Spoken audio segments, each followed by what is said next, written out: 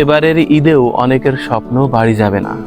এই ধরুন, সেনা, নৌ, বিমান বাহিনী, বিজিবি, পুলিশ, কোস্টগার্ড, আনসার, কারারক্ষী অনেকেই এবার পরিবারের সাথে ঈদুল আজহা উদযাপন করতে পারছেন না।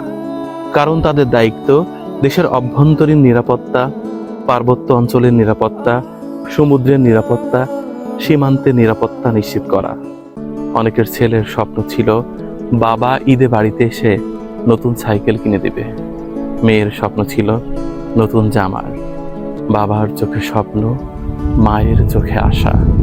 প্রেয়সীর স্বপ্ন ছিল ঈদুল ফিতরে আসে নাই, নিশ্চিত ঈদুল আজহার ছুটি মিলবে, কিন্তু মেলেনি। যাই হোক, অন্তত দুটো দিন পরিবারের সাথে ঈদ উদযাপন করার শখ সকলেরই থাকে, কারণ সবারই পরিবার আছে। মায়ের কত আশা ছেলেটি বাড়ি আসবে, কোরবানির ঈদে আমাদের সাথে যুক্ত হবে। হয়নি। বন্ধুদের আশা ছিল জম্বেশ আড্ডা হবে।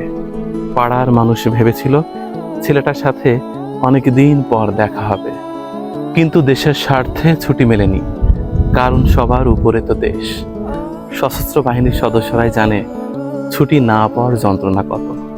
এদিকে দায়িত্ব, দেশের নিরাপত্তা, দেশকে ভালোবাসা তাদের সব আবেগের ঊর্ধ্বে নিয়ে গেছে। এবার বলি প্রবাসীদের কথা। কত প্রবাসীরা নিজ দেশের মাটির মায়া ত্যাগ করে অন্যের দেশে পড়ে আছে। বাবার স্বপ্ন পূরণ করার জন্য, মায়ের মুখে হাসি ফোটানোর জন্য, বোনের বিয়ে দেওয়ার জন্য, বাড়ি করার জন্য। কতবার মনে হয়েছে এবার ঈদে বাড়ি যাব।